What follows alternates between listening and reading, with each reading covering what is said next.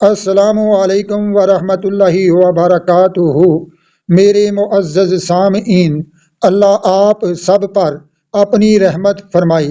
اس video کو مکمل ضرور سننا، پسند آئے تو شیئر کرنا، چینل کو بھی سبسکرائب کرنا۔ ایک کتا جس کی وجہ سے 40,000 لوگوں نے اسلام قبول کیا، یہ کیسے ممکن ہے؟ تو سنو۔ ابن حجر کے مطابق جب منگولوں نے پوری مسلم دنیا پر قبضہ کر لیا، دن بڑے دردناک تھے۔ بغداد میں خون بہہ رہا تھا، گرناطہ لٹ رہا تھا، جامعہ نظامیہ کی لائبریری دجلہ کی موجوں کی زد میں تھی۔ جب تہ خانوں میں پانی چھوڑ دیا گیا، مسلمانوں نے 1.25 لاکھ لاشیں وہاں سے اٹھائیں۔ وہ دن بڑے دردناک تھے۔ ایک منگول سردار عیسائی ہو گیا، اس نے بہت بڑا اجتماع کیا۔ ابن حجر لکھتے ہیں، اس بدبخت عیسائی بادشاہ نے دریدہ دہنی کرتے ہوئے پیارے آقا نبی کریم کی شان میں گستاخی کی۔ اس بڑے اجتماع کے اندر ایک بھی مسلمان نہیں تھا۔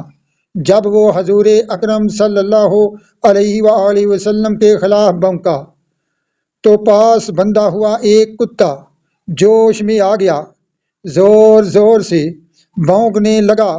سب نے اسے کہا، تو مسلمانوں کے نبی کے خلاف بولا ہے، اس لیے یہ کتا زور زور سے بھونک رہا ہے۔ تو اس نے کہا، نہیں نہیں، یہ ویسے ہی غیرت مند ہے۔ میں نے ہاتھ سے اشارہ کیا تو یہ سمجھا کہ مجھے مارنے لگا ہے، اس وجہ سے غیرت میں آ گیا۔ تو اس نے دوبارہ رسول کریم صلی اللہ علیہ وسلم کی شان میں گستاخی کرنا شروع کر دی۔ مجمع بہت بڑا تھا، لیکن اس میں سے کوئی بھی حضور اکرم صلی اللہ علیہ وآلہ وسلم کا غلام نہیں تھا۔ تاریخ نے بتایا ہے، وہ کتا ایک دم رسا توڑ کر جھپٹ کر شیر کی طرح اس عیسائی پر حملہ آور ہو گیا، اور اس نے اپنے دانت اس کی گردن میں گاڑ دیے اور تب چھوڑا۔ جب وہ مر گیا، اس کو جہنم میں پہنچا دیا۔ ابن حجر لکھتے ہیں، اس واقعہ کو دیکھ کر ایک نہیں دو نہیں 40,000 لوگوں نے اسلام قبول کر لیا۔ سبحان اللہ، ماشاء اللہ، جزاک اللہ۔ کمنٹ میں ضرور لکھنا۔